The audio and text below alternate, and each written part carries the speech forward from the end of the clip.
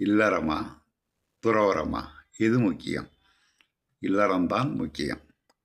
ஒரு ஊரில் கௌசிகன் என்ற ஒரு முனிவன் இருந்தான். மிகப்பெரிய துறவி.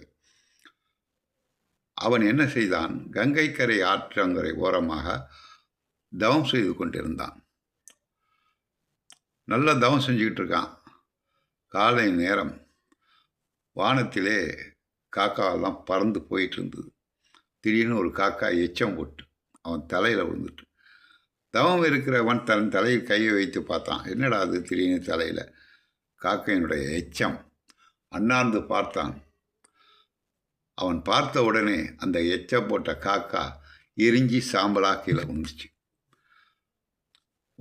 நம்ம பார்த்த உடனே காக்காவே எரிஞ்சு போயிட்டேன். உண்மையிலே நான் மிகப்பெரிய ஞானி, மிகப்பெரிய துறவி அப்படின்னு நினச்சான். கடவுள் எல்லா சக்தியும் நமக்கு கொடுத்துட்டார் அப்படின்னு அவன் நினச்சான்.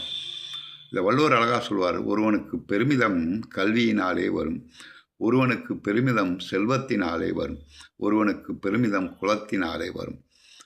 புரியுங்களா? கல்வியினால் வரக்கூடிய செல்வம், அந்த கல்வி தருகிற அறிவே அவனை அடக்கும். செல்வத்தினால் வரக்கூடிய குலத்தினால் வரக்கூடிய பெருமிதம், அந்த குலம் தருகிற பண்பே அவனை அடக்கும். செல்வத்தினால் வருகிற பெருமிதம் அவனை அடக்காது. அவன் அடங்கினாதான் உண்டு. செல்வம் படைத்தவன் எல்லாம் எனக்கு தெரியும்னு சொல்லி பேசுவான். அதனால் அவன் அடங்க மாட்டான். அப்படி அவனை அடங்கினான்னா அது மிகப்பெரிய விஷயம். அதே போல் அந்த ஞானி என்ன பண்ணிட்டான்?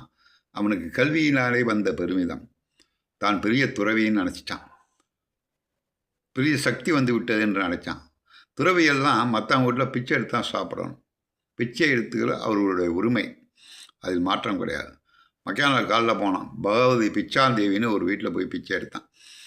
அந்த அம்மா வரவே இல்லை. ஒரு தடவை, 2 தடவை, 3 தடவை கூப்பிட்டான். 3 தடவைக்கு மேலே கூப்பிடக்கூடாது, பிச்சை கேட்கக்கூடாது, இல்லைன்னு போயிடணும். இல்லைன்னு இந்த வீட்டில் ஒன்றும் இல்லைன்னு வரவே இல்லை. 3வது தடவை கூப்பிட்டானோ அவருடைய அந்த இல்லை. கோச்சிக்காதீங்க சுவாமி, கொஞ்சம் பொறுங்க, கொண்டு வர. ஒரு துறவி 3 தடவைக்கு மேல் தானம் பிச்சை கேட்கக்கூடாது தெரியுமா உனக்கு அப்படின்னு முறைச்சி பார்த்தான் அவளை. எப்படி அந்த காகம் கொக்கு எரிஞ்சு விழுந்தது மாதிரி இவளும் எரிஞ்சிடுவான்னு பார்த்தான்.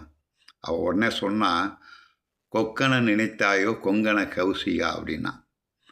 இவன் தூக்கி வாரி போட்டுச்சு.